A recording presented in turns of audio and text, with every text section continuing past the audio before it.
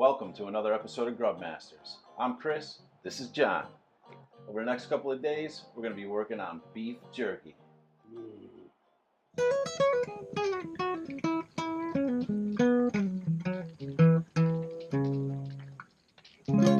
Johnny makes a lot of beef jerky, and he's oftentimes sent me home with some, and it doesn't last me more than a day or two, and I'm out, and I want some more. So I want to find out how he does it, what he does, how does he make it so special. So Johnny, tell me, how do you make your beef jerky? Well, here's the thing. Beef jerky is just stupid simple. It really is. What I do is I buy an eye of the round roast. Okay. It's all one big muscle already. It's already the right proportion. I'm basically going to trim off the surface fat because I don't like any fat in my beef jerky. And then I've got a nice lean piece of meat. Eye of the round is from the round, so again, it's nice and lean. Yep.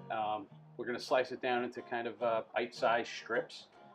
We're going to mix up the marinade, and we're going to just throw it all together. And when we smoke it on the pellet smoker, it just doesn't get any simpler than that. So nice. You want to break this bad boy down? Yeah. So first step, break down the beef. So let's just get that done. Right. So.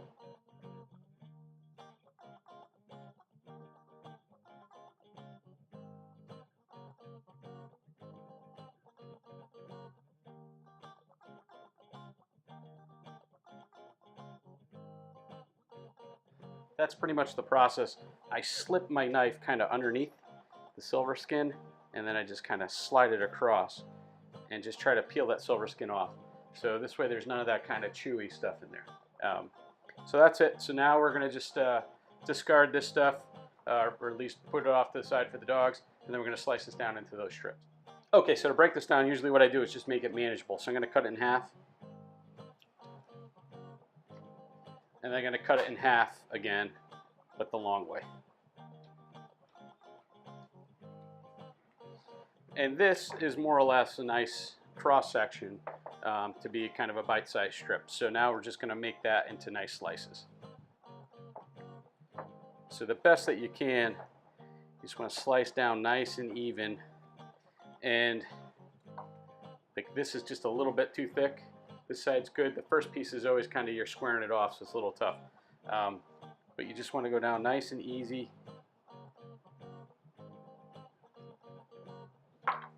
And here we go. All right, so we're just going to repeat this about 100 times.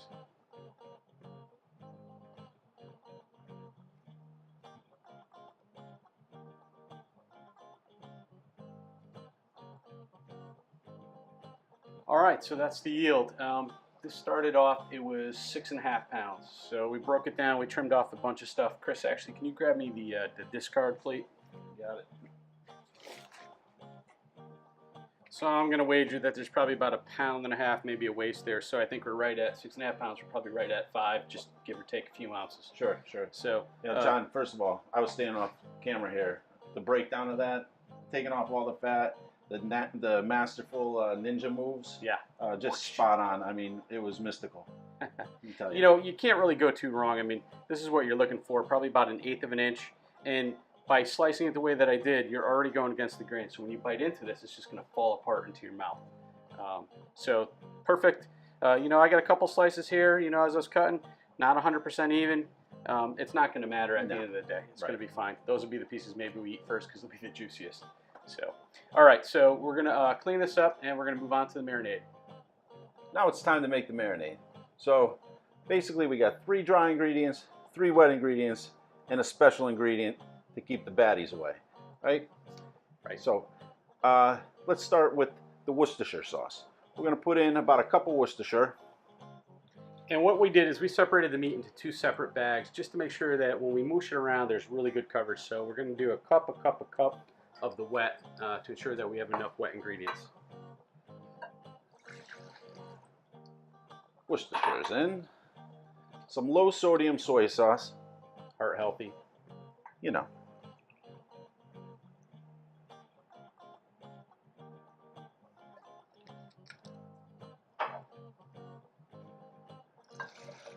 One of our favorite ingredients. We could have used water, but nah. A little Oktoberfest. Nice hearty beer seems to go good with this. All right, beautiful. A little bit for the chefs. Save yet. All right. Now this is where we don't have to be very scientific. We're just gonna kind of put seasoning in. We like onion, so just blast it with a bunch of onion. Woo. Blasted? Good. Yeah, blasted. Garlic. We're going for garlic pepper, so of course gotta have garlic. So we're gonna put a fair amount of that in. Beautiful. Good, good. I like to use the dried spices for this because then I'm not stuck with like the pulp of a garlic stuck to the side of my beef jerky. It's all kind of incorporated and gets a lot of surface area. All right, so we'll give that a whisk. Now, this is basically a lifetime supply because I way overbought this. This is cure number one. There's cure number one, cure number two. Cure number two is for like hanging salamis, things that are like hanging for a very, very long time. This is going to be smoked off very quickly, and so we're going to use number one. It's for like beef jerky, dried sausage. That's not going to be sticking around forever, that type of stuff. Corned beef. This is the stuff that makes your corned beef red. 1 level teaspoon per 5 pounds of meat. We had 6.5 pounds, rendered down about 1.5 pounds off to the side for the dogs. We got about 5 pounds left, so that's perfect. 1 level teaspoon. Yeah. And this will cure you from the inside out if you're not careful and you do way too much. So we're going to literally follow the instructions very precisely. 1 level teaspoon goes in. That's it. And that's what's going to make the beef jerky shelf stable should you let it sit out on the counter, in the danger zone for any amount of time. Right, right. Typically, my beef jerky doesn't ever last that long. It goes from here to the fridge, not in the danger zone. It goes into the smoker. It's above 180, so it's not in the danger zone. We do have to let it cool off a little bit. We package it up, and I usually just keep mine right in the fridge. Yeah. You don't have to because the cure is in here, but it just lasts longer, and I can't eat it all in one sitting. So typically that's not a problem, though, because people find out I have beef jerky, and it just goes. So I don't have an opportunity to eat it all anyway. Right. All right. Enough said. Yes. Split this marinade between the 2 bags.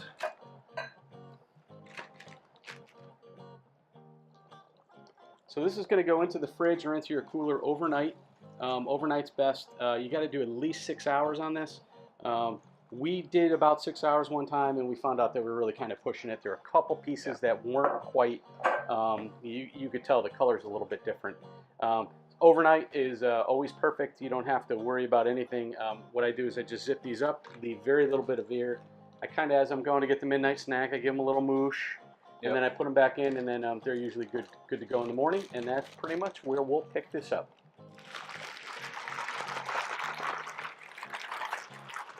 Moosh, moosh. More moosh. Moosh. Moosh. It's the morning of day 2. Beef's been marinating about 18 hours or so. Came out here, got the Yoder going first thing this morning. It's at 180 degrees. We're using apple wood.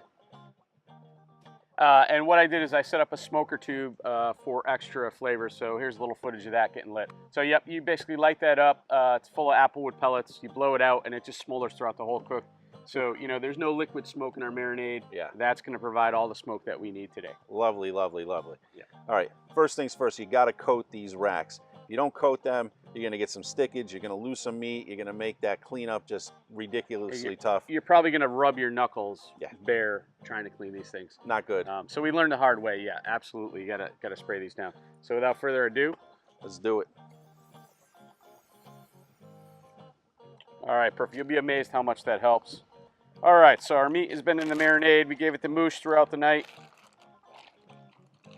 I'm going to just put it in this bowl to make it just a little bit easier to handle. Yeah, a little less mess. Mind trashing that, sir? Not a problem. All right, and so you can see our strips are nice and hearty strips. And we're just going to lay this out on the pan, leaving some space between its neighbor. And we're just going to keep doing this. We're going to repeat it, about 100 times.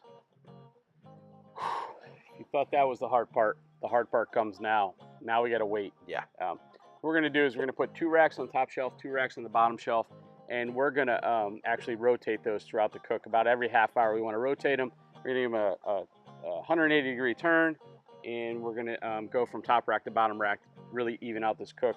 And it takes about 3 to 4 hours, depending on how thick you slice. You'll see when we pull these off what we're looking for. We want them to be like a leathery consistency, if that makes sense. Not too hard, still a little pliable. You don't want to be like, right? Yeah. You want it to, like, I like it to break apart in my mouth and still be maybe just a tiny bit moist. Yeah. If that makes sense. So it's a lot easier to see the finished product. So we'll get these in, and we'll get them rotated, and we'll get them out, and we'll get them tasted.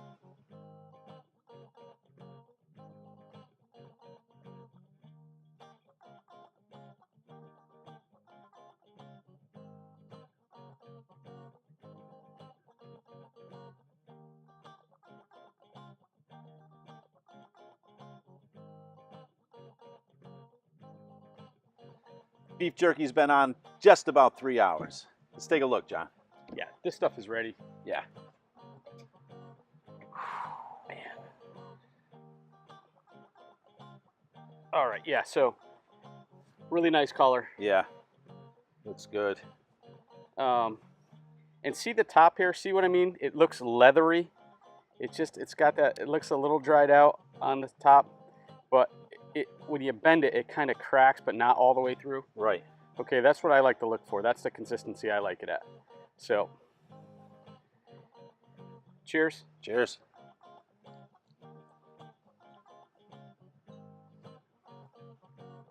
Wow. Definitely taste the smoke. No garlic. Some pepper in there. I don't know about the beer, but definitely an ingredient that's got to stay in this. Yeah. Oh, this is lovely, John. I mean, this isn't going to last us much longer than a day, maybe 2 tops. Yeah, we're not going to waste any shrink wrap bags on this. It's just No. going into a Ziploc, and that's the end of it. So I'm really happy you showed me how to make this. I can't wait to try this myself when I get home, and we hope you'd like to try it too. If you do like this video, please give us a thumbs up, share, comment, subscribe. We'd love to hear from you. Till the next time, see ya.